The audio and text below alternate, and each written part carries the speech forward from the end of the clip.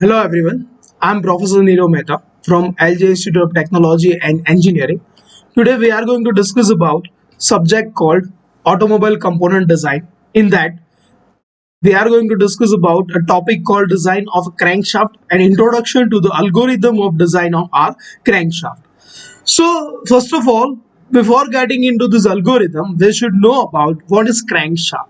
Crankshaft is component which converts a reciprocating motion of our piston and connecting rod assembly to the rotary motion. So by this we can transmit, or it is a outer part of our IC engine which directly connected to the transmission part of our automobile. So in the case of our IC engine, this crankshaft, it comes under different types of stresses due to its conversion of reciprocating motion into rotary motion.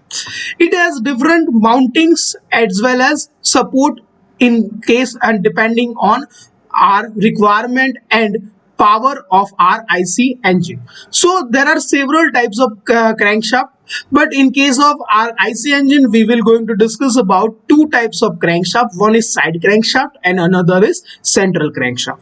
Side crankshaft, in case of when the power and RPM of our engine is a lower, so we are going to use side crankshaft. In case of central crankshaft, it is applicable when our engine has a higher power output as well as higher torque output. So let's discuss about the side crankshaft. Side crankshaft, here you can see there are several bearings which supports our crankshaft and which has a unbalanced cross sectional area, or you can say geometry. In the case of central crankshaft, it has a balanced geometry.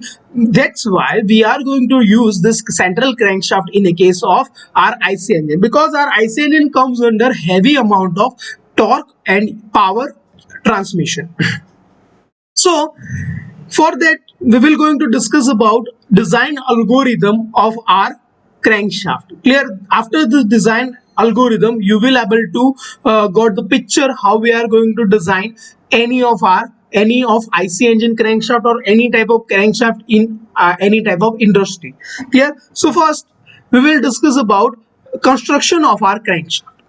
Crankshaft is a one of a kind of a shaft which has a different mountings. Clear? It has a mounting one end which has a flywheel and another end which has a pulley. Clear? This pulley is connected with a belt and belt pulley assembly directly connected to our timing, or you can say a crank camshaft which decide timing of our strokes. Clear? So one end it has a flywheel and one it has a belt and pulley assembly. In the case in between, it is connected through the shaft and there is a web provided. In that web, our connecting rod is directly connected to a crankshaft through a big end. So in case of our crankshaft which has an eccentric connection with our connecting rod through crank pin, and in center, or these webs, these different webs are connected through central shaft. So while designing this shaft we have to consider these different mountings on our crankshaft. In the center case, in you can see in the center case of, or we can say oil passageway for our bearings. Clear? These bearings provide support to our crankshaft. Clear? And counterweight are provided to our crank pin which is connected to big end of a connecting rod. Clear? So you got clear view or clear idea about the construction of a crankshaft. Is that it got flywheel at one end, pulley and belt at one end, centrally connected with the different webs which contain eccentric manufactured crank pin which is connected to big end of our connecting rod, and centrally it is supported by a different bearings. After that, let's discuss about working condition of our crankshaft. This crankshaft comes under complex system of force which called as non-coplanar non-concurrent forces. How this non-coplanar non-concurrent forces? Because it has component which creates reaction force in a three dimension. Here you can see flywheel, which direction of that force will be downward.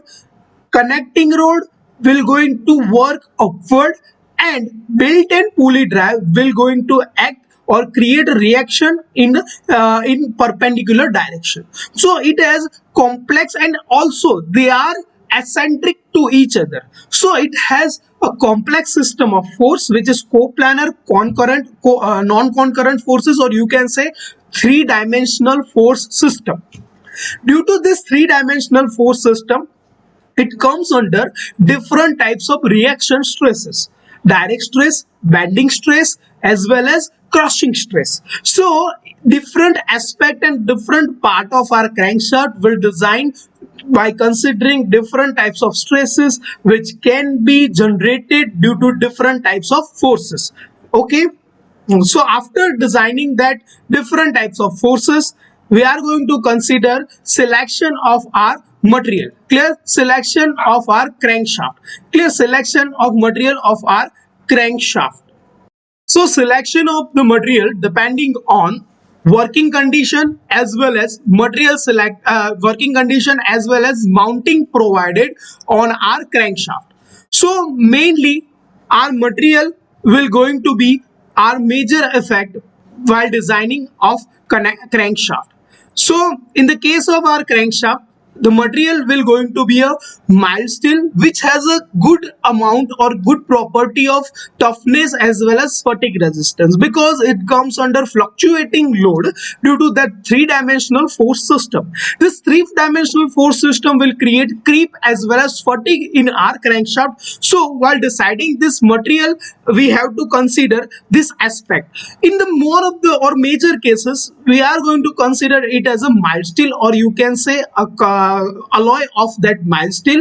And now we are going to discuss about manufacturing process of our crankshaft. Due to this complexity of forces, this crankshaft is also made up of drop forging, same in a case of connecting rod. Clear? So more often we are going to use this drop forging, but in the case of very long or very complex design of crankshaft, we can also use a different types of processes like casting process also, and then we convert into with the help of heat treatment process in our desirable shape. So while designing this or deciding this manufacturing process, we should understand about working and function of our crankshaft. Clear?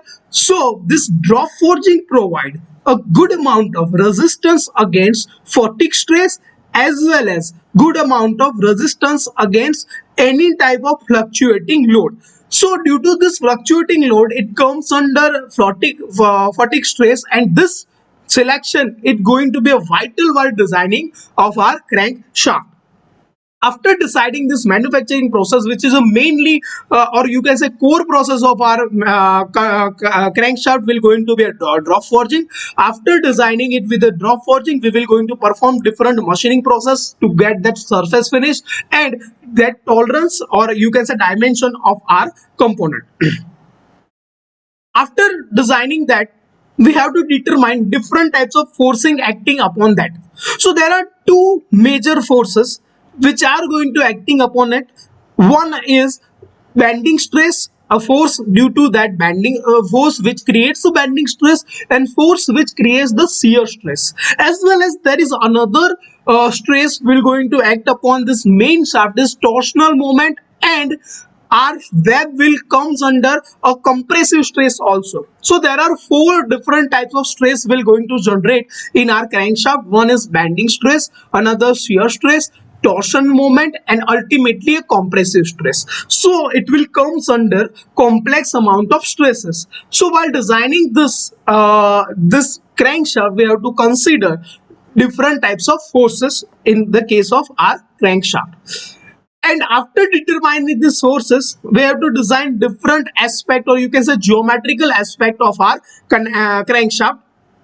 For that, we have to determine different magnitude of different forces acting due to different component which is mounted on our crankshaft. One is connecting rod, another is flywheel, and ultimately belt drive assembly. These three components will going to act as or provide force, or force will going to act due to this three kind of mountings. Clear? After this determination of forces, we are going to determine different distance between support and bending effect created due to this support. Which are the support with the help of this bearing which is on our main shaft. Clear? After determining this bending moment, we are going to determine its resistance against these forces, and then we are going to design the web with of its thickness as well as its width. Clear? Depending on this bending stress as well as compressive stress. Clear? After determining that, we are going to design different aspect of our crankshaft depending on distance between our support, and assuming allowable bending stress depending on its manufacturing process and in its material. So ultimately dimension of our crankshaft will going to determine by this process which we have discussed in this very pip slide. Clear? So this was algorithm to design your crankshaft. After determining this algorithm or designing this algorithm, you can easily design any type of crankshaft with the help of this algorithm. So in future case study, we are going to follow this very procedure to design our crankshaft. I hope you understand each and every aspect of our crankshaft very well. So thank you very much. I'm concluding it with this. If you have any doubt about this crank design of crankshaft, you can directly contact me. Thank you so much.